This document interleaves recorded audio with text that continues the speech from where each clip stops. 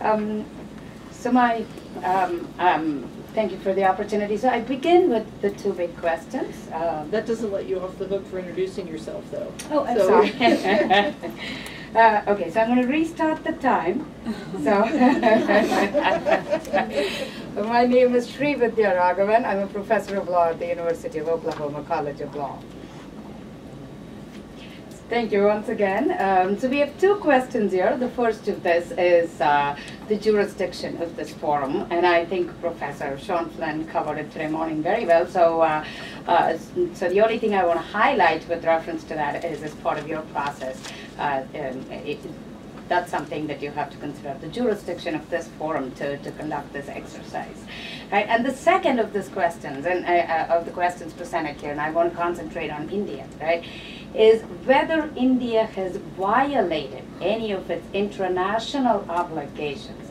That affects the U.S. industry. So it's not whether India has done anything that affects U.S. industries. It has to be qualified by, has it violated any TRIPS obligations? And India has not, is my submission. And because India has not, it should be removed from the priority watch list. And in fact, its actions should be condoned. So we begin with what India has done since 2005, when it instituted its product patent regime. It instituted a sophisticated product patent regime, made use of the flexibilities that is allowed in TRIPS, established patent offices, modernized them, right, established the product patent regime, created the intellectual property appellate board, created a due process for dealing with all intellectual property disputes. And all of this is indeed working very well. Right? So now we go to the criteria for patentability in India. In India, as is in the United States, and as required by the TRIPS agreement, the three important criteria for patent protection is utility, novelty, and non-obviousness. Right? Now we go to the question of Section 3. Section 3 is what in the United States we would call as a threshold question. We call that as the patent eligibility requirement. And I substantiate it because one of the criteria to deny patent eligibility in the United States is abstract ideas. And Section 3 also talks about abstract ideas. Now 3D, the controversial section, presents a refined patentability criteria for a particular type of question. And we'll talk about the question. Now, having refined patentability guidelines is not alien to the TRIPS mechanism nor to the United States. The best example, or to other developed countries, the best example I can give is the 2001 utility patent guidelines that the United States had for biotech inventions. And 3D is comparable, right, to a refined patentability guidelines for esters or for new forms of known substances like esters, polymorphs, and so on and so forth.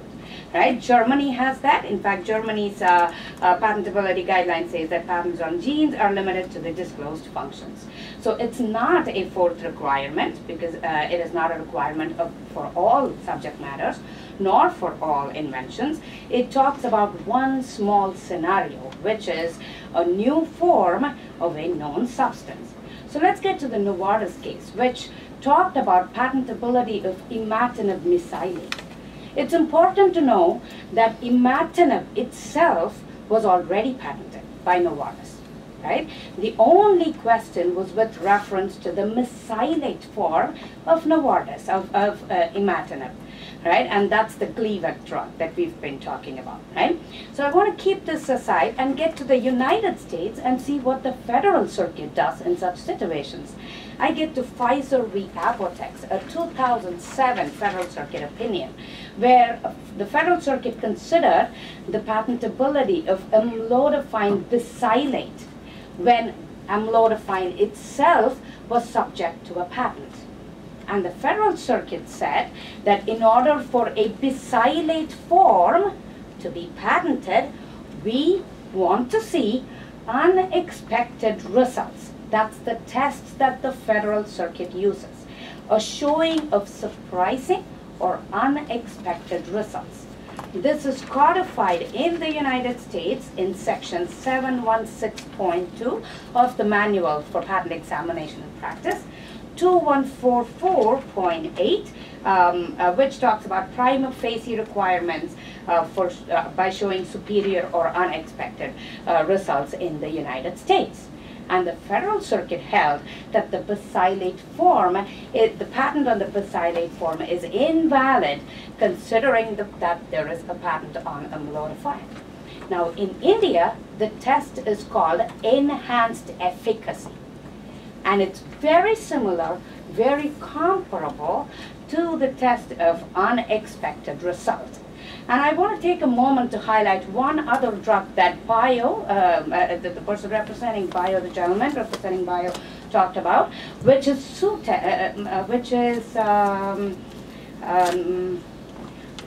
Combigen. In fact, it's written in the submission as well. The name of the drug is Combigen. It's a combination of Bimecrost, I think, and Timolol. And I can give the correct spelling and so on and so forth. I'm pretty sure. I'm a little tense and I'm not pronouncing it correctly, right? Now, this same drug was considered in Allegra v. Sandoz by the Federal Circuit. And interestingly, the claim in question was invalidated by the Federal Circuit. I am pretty sure, and I've seen it 100 times, the Bio's submission does not highlight that. The same claim that the IPAB invalidated in India was also invalidated. It's a combination for a glaucoma drug, right? It's a combination for eye drops, right? And the Federal Circuit invalidated it, saying that there is a separate the combination patent is invalid in the United States, right?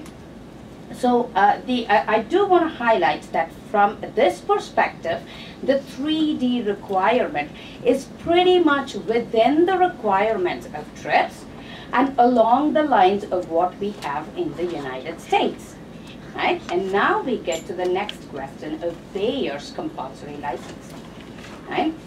Now, so far, India, since its independence, has compulsorily licensed one drug. It is not like there is a tendency to become the drug compulsory licensist of the country, of the world, right? And that one compulsory license was well within its rights under the TRIPS agreement, right?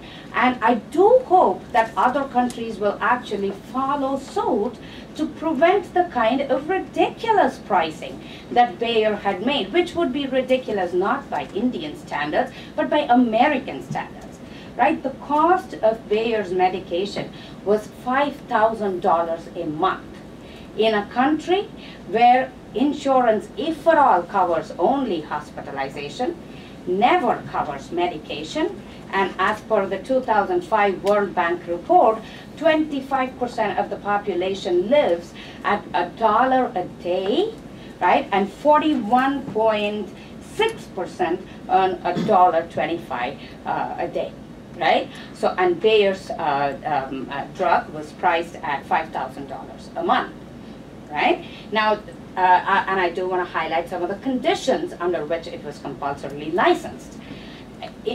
Bayer was unable to prove that it supplied the market with the required number of bottles. That was a question that was repeatedly asked by the Controller General, and it was repeatedly asked by the Intellectual Property Appellate Board. Over a period of 3 years, Bayer showed a supply of 200 bottles in a country where there were at least 40,000 cancer patients, right?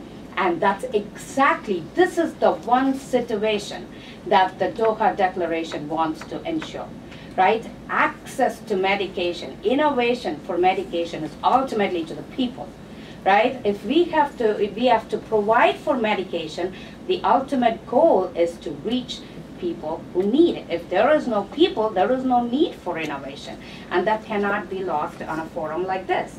So now, I do want to highlight one other thing with reference to the compulsory license issue here. Despite this high price, right, India did not compulsorily license Pegasus, another drug that was very highly priced in India, Sutent, another drug which cost, and I have the price, about $1,500 for a strip of 7 tablets, right? So that's the, that's the overall cost of Sutent. And $6,000 for 6 months for Pegasus, and that drug is taken in combination with ribavirin, which costs approximately another $1,000, and roughly 1,400 patients were treated. India is a country of 1 billion people, right? And only 1,400 patients. And I can give you an estimate of the number of patients who were not treated, if that's if that's something that you're looking for, right? So I do want to highlight the importance of this and why India exercised its right to compulsorily license the drug. All right.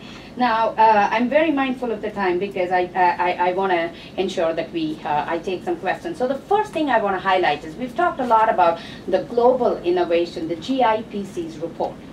There are other reports that is non-industry based and more, I want to say, less biased, I want to say. The Global Innovation Index by the Cornell University, INSEAD, and WIPO is a great example of this. Right? We have talked about a lot of industries that are unhappy with India.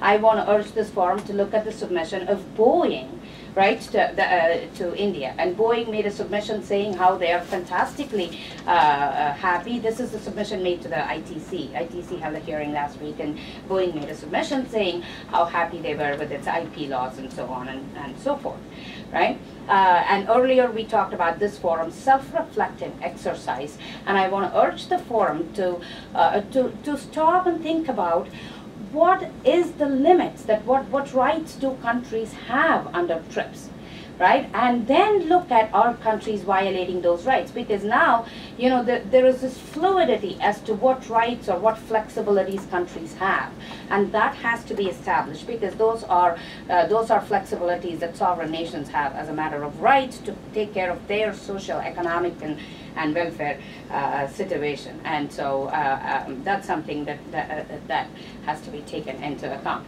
And my very last point is really, we're talking about possibly the only country in that region that's friendly to the United States, right? If you take that region, Middle East and India and China and so on and so forth, India is the only country where where the public opinion of America is still running high, right? And the overall trade between the two countries is $63.7 billion. Right? And there is trade, and patents are being issued not only in pharmaceuticals, but also in other areas, which I didn't see was being represented as much as in some other areas, I want to say. Given all of this, right, I want to urge this forum to be a little more self-reflective, right? And to show some restraint, and to see how strategically, the impact of the decision to continue India on the priority watch list would strategically affect the relationship between the United States and India. So with that, thank you very much for your time. I appreciate it very much. Thank you very much for your testimony. I mean, we find ourselves at the 10-minute mark, so there won't be time for questions, but I would like to invite you to please identify any additional data. You mentioned that you had some. We would be more than happy to receive that. I can even provide you with a question and you can respond to it. And then I'm going to take advantage of the fact that you're a professor and ask you to give me a reading list. Oh, absolutely. So I think that it would be very interesting for you to identify some additional studies and things like that that the committee should look at. So Absolutely. Thank you for joining us today. Thank you very much. Thank you. We're going to take pause for a moment here.